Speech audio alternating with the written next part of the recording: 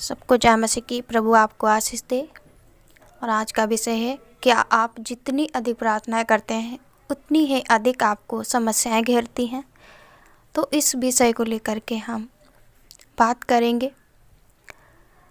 मेरे प्रियो, कई बार होता क्या है कि हमारा जीवन, चाहे हम किसी भी परिस्थिति में क्यों ना हो, लेकिन परमेश्वर के नियंत्रण में रहता है, उसकी निगरानी में हम लोग रहते हैं। तो जब परिस्थितियाँ आपको खराब नज़र आएं, उस समय पर भी धीरज के साथ परमेश्वर की बाट जोहना, उसके वचन की ओर निहारना, उसको ताकना, क्योंकि एक बड़ा बादल जब आपको घेरता है तो इसका मतलब कि अब रोशनी भी होने वाली है। जब कभी आपने देखा होगा आंधी तूफान अधिक आता है, सब कुछ उजड़ जाता है, लेकिन उसके बाद की जो सुबह होती है और उसके बाद का जो दिन होता है, इतना स्वच्छ और इतना आनंद से भर देने वाला होता है।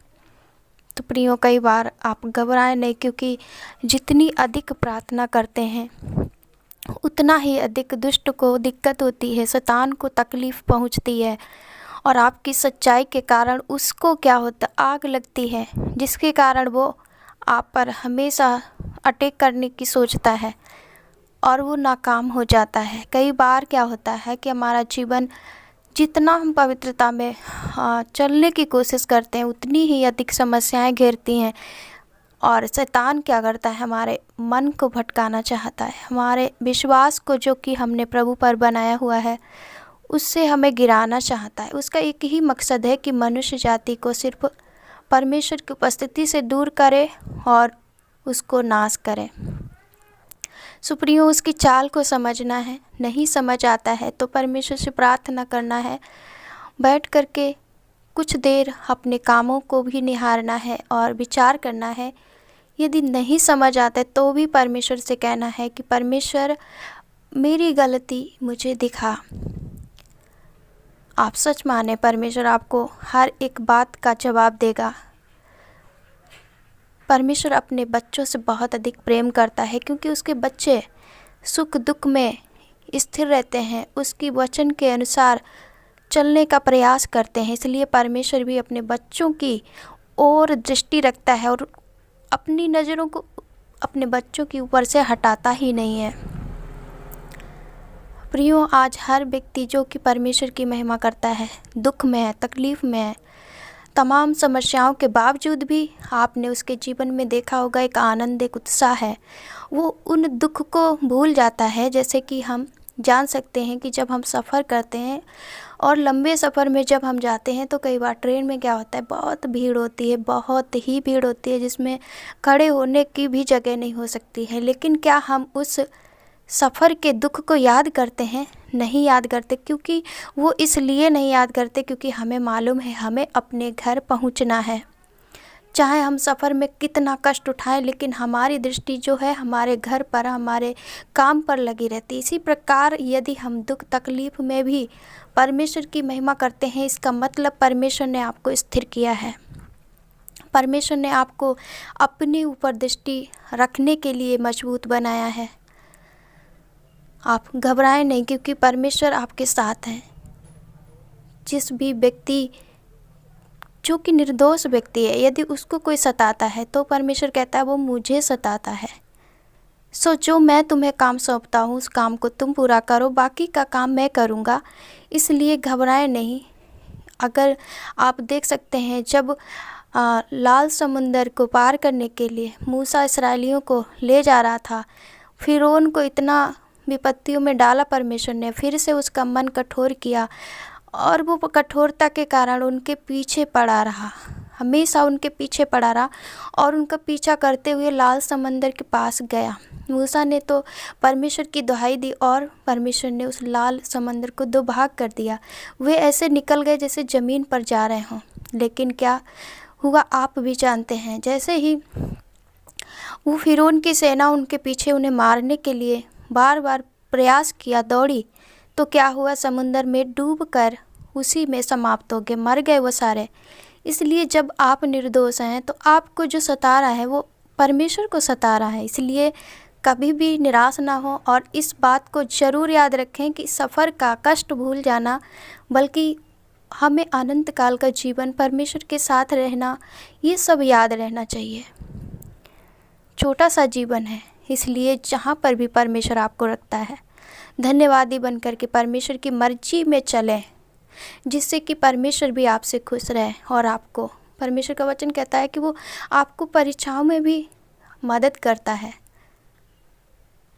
परीक्षाएं कितनी भी जीवन में क्यों ना आ जाए, लेकिन परमेश्वर उन परीक्षाओं से भी उबार लेता है। कई बार लोग गलत करते हैं, उनको नहीं दिखता है कि वो गलती करते हैं, लेकिन परमेश्वर जिसके साथ होता है उसको वो एहसास कराता है कि आपने यहाँ पे गलती की है, सो पश्चाताप करें। आपने महसूस किया होगा कि आप पश्चाताप कर लेते हैं, लेकिन एक दुष्ट व्यक्ति की क्या पहचान है? वो गलतियों पर गलतियां करेगा, लेकिन कभी नहीं स्वीकार करेगा कि हमने गलती करी है। वो निर्दोष के पीछे हाथ धोकर पड़ता है, लेकिन क्या होता है, परमेश्वर उन सारी विपत्तियों से, तकलीफ़ों से बचाता है। और जो वो गड्ढा आपके लिए खोदते, वो स्वयं उसमें गिरकर फंस जाते हैं।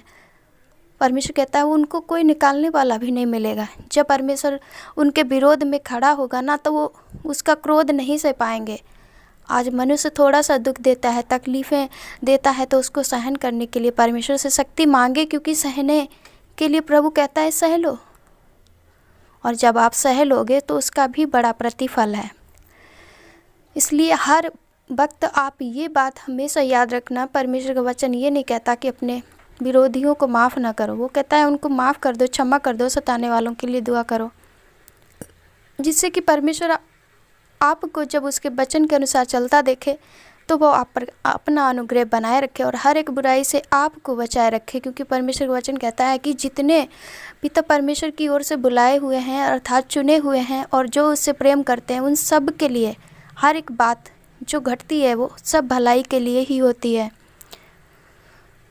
और जैसे कि आप जितना प्रार्थना करते हैं, उतनी ही परिस्थिति आपकी जब बिगड़ जाती है, तब भी परमेश्वर पे विश्वास करें।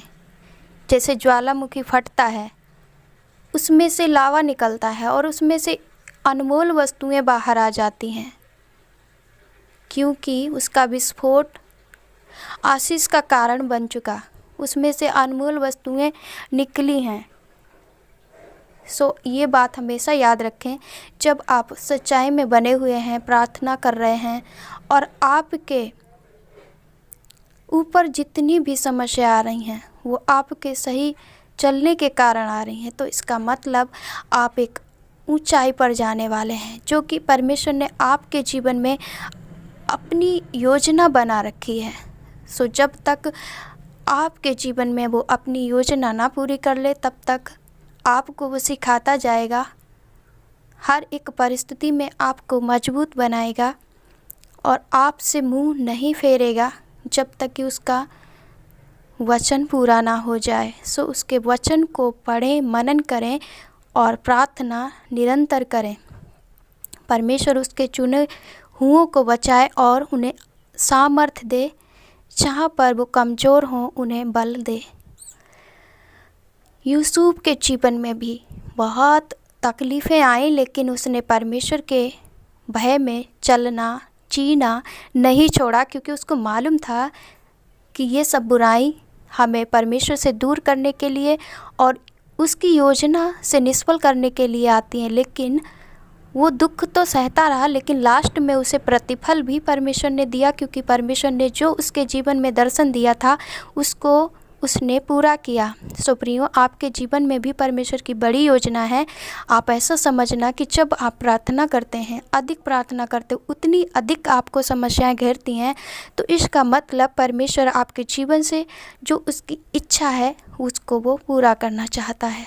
सो आनाकानी ना करें और विश्वास से पीछे कभी ना मुकरें, कभी ना पीछे जाएं, बल्कि हौसला बढ़ाएं, गैरों का भी हौसला बढ़ाएं और अपने परमेश्वर से प्रार्थना करके उससे शक्ति मांगे, क्योंकि वो हर पल आपको शक्ति देने के लिए रेडी है।